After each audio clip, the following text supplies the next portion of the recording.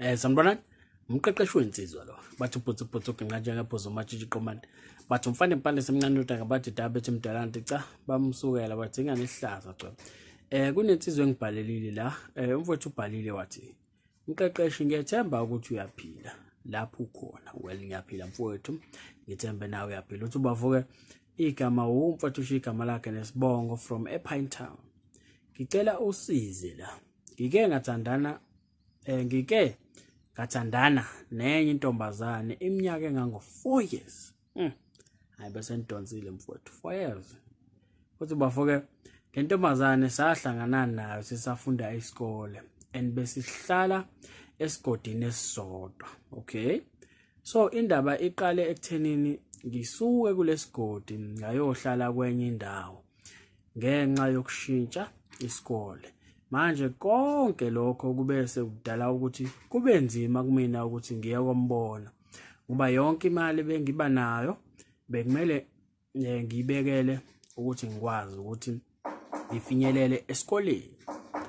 Lento ingishaye isikhathi esingangonyaka kuze kwagcina esengibona njengomuntu ongathembekile kuyena and angimsoli ngalokho. So ngamanye amazwi umfowethu uthi kuphela unyaka wonke bengazange beze bebonane nalo muntu. So ngokubona kwami usho njalo ngoba uthi lento ishaye isikhathi esingangonyaka. So kusho ukuthi wena nje bengavumi qobo. Unyaka wonke nje ningabonana. Uthi bavuka so engicela ungisize ngakho ukuthi ungibonise indlela engingalungisa ngayo ubudlelwano bethu naye and akusafani manje sekukhona le ngisebenza khona awusho ukuthi sengingakwazi ukuya kombona. So manje angifuni ukuthi ngizithole ngenza into noma ngenza izinto ngokutatazela ngize ngigcine sengimosha kakhulu ngoba mengibheka ngokwami asakhona ama signs engiwabonayo akhombisa ukuthi inhliziyo yakhe ekakasuki kumina. Ngicela ungibonise istep ekumele ngisithathe makunje umqeqeshi wayeseyivala lapho umfowethu. So uyabona mfowethu uma abantu ababili behlanganiswe uthando la ngempela. Angikhulumi mina abantu abahlanganiswe imali noma omunye ubona ithuba lokuthi asebenzise omunye then uthando bese luza ngemuva. Ngikhuluma ngabantu abahlanganiswe uthando ngokweqiniso. Labo bantu mfowethu bayakwazi ukuthi benze izinto zenzeke. Yabona? Even if kuthiwa ayikho imali eyanele kubona. Kodwa mangabe behlanganisa bobabili bayakwazi ukuthi behlanganise izinto zenzeke bekwazi ukuthi bebonane. Kodwa mangabe kuyisimo esikanje uzothola ukuthi le ntombazane ivele yathi hayi konke ngikuphonsela kuwena. Mawuhluleka ukuthi sibonane nama ayikho into engayenza. Yabo kuba inkinga ke makukanjalo. Ngoba nawe uyaveza phela ukuthi imali obunayo bekuwukuthi ukwazi ukuthi uye esikoleni. Well ngeke ngigxeka mfowethu. Kodwa ukube mangathiwa benibambisene nobabili. Phela ukhumbula esikhathini samanje nabantu besifazane bayawathola amathuba. So uma nobabili nesifiso sokuthi nibonane angikholwa ukuthi unyaka ungazophela impela nje nobabili akekho mhlambe manje ngahlanganisa u50 ngapha nangapha ushothi angithi phela ngazi ukuthi kukude kangakanani la uzohlala khona.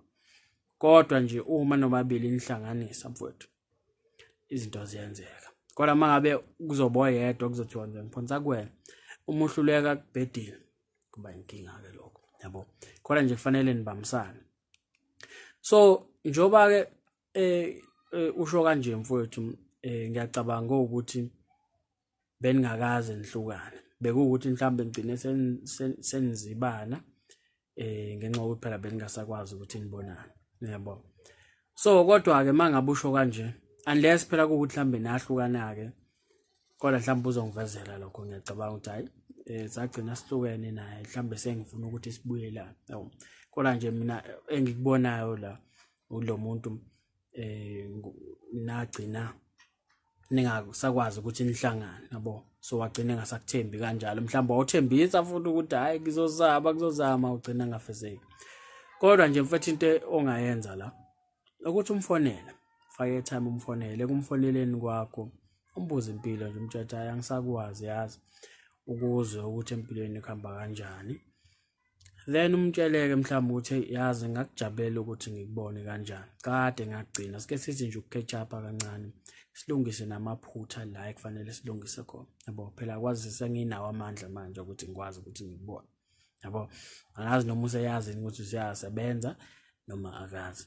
Yabo kodwa nje umtshela kanjalo uthi wajabulela ukuthi umbone nje just ukuthi nithi ukecatch up okonakala nikulungise. Usunawo phela amandla ukuthi usungakwazi ukuthi nibonane. Yabo then sazoba kuyena ukuthi yena inhliziyo yakhe ngempela noma lama signs okhuluma ngawo la ukuthi asakhona uzozwa indlela responda ngayo ukuthi ngabe nayo yakumitha halfway endabeni ukuthi nihlangane. Mangithi ukumitha halfway angisho ukuthi naye mhlawumbe uzokhipha imali cha ngisho ngendlela responda ngayo mhlawumbe uzokutshela ukuthi hayi mhlawumbe mina ungakwazi ukungibona mhlawumbe ngomgqibelo. Yabo noma mhlawumbe ngesonto noma mhlawumbe ngesikhathi esiwukuthi. Yabo so umitha halfway mangabe sho kanjalo noma mhlawumbe mawukuthi ubambekile mhlawumbe uzokutshela ukuthi yazi angazi ukuthi singabonana nini kodwa ngisazocheck ukuthi inhlelo zami zime kanjani lenzo bese ngikutshela ukuthi hayi mhlawumbe ngakwazi ukuthi sibonane nini. Yabo lo muntu uyakhombisa naye ukuthi as much as ebambekile busy mhlawumbe kodwa awuzimisele ukuthi akubone and uzokutshela ukuthi ningabonana nini. Kodwa indlela azoresponda ngayo kulomhlangano wakhe iwona ezokutshela ukuthi usazimisele ngawe noma cha. Kodwa nje mabe ukhulume ukuthi nibonana kufanele inhliziyo yakhe ijabule ngendlela esimanga phela mangabe sakuthanda. Yabo phela kade akugcina. Yabo so njoba ngisho ukuthi ke kuzodependa kuyena ukuthi uresponda kanjani. Kodwa ilokho mfethu kufanele ukwenza umfonele nje umbuze impilo umtshela ukuthi hayi cha akujabulela ukuthi umbone so ungakwazi ukuthi nibonane nobuze yena ngoba kufanele kuqhamuke wena nokuthi hayi ngicela ukubona mhlambe ngosuku lokuthi awunikeze yena intambo uzwe kuyena ukuthi uthini. Yabo then mhlambe methe angazi usungasugesta ke wena umtshela hayi kanjani mhlambe sibonane ngomgqibelo then uzwe ukuthi uthini noma ngesonto uzwe kuyena ukuthi uthini. Simple kanjalo. Then ke ma ukuthi ngempela inhliziyo yakhe isakho wena usakuthanda then nobe senikwazi ukuthi nibonane mfowethu njengokusho kwakho ke njengokumthembisa kwakho iyobeke usulungisa ayina wonke la lokushwabana lokusele nikwazi ukuthi ke uthando lwenu lithathe leluse kwenye level. Yabo so ngiyathemba ngezwe mfowethu and uzokwenza ngendlela ekufanele wenze ngayo. Kodwa mawuthi akasayishaya akusizi mfowethu ukuthi uncenge umuntu even usubona ukuthi hayi yena mhlawumbe uzamuva onempilo yakhe mhlawumbe usenelinye isoka ngoba lokho kobe nje ukuzimoshela isikhathi. Yabo kobe kufanele ukuthi uzimoshela isikhathi. Kodwa ngiyathemba ngizwa ke mfowethu. So mangabe nesifiso sokubhala emqeqeshiwezinsizwa ungambhalela ku-email ethi mqeqeshiwezinsizwa@gmail.com. Uma nje ufisa ukuthi mina nawe sibonisane ngodaba lakho ukhumbule mfowethu kamqeqeshiwezinsizwa ikhaya lenjabulo sho mfowethu.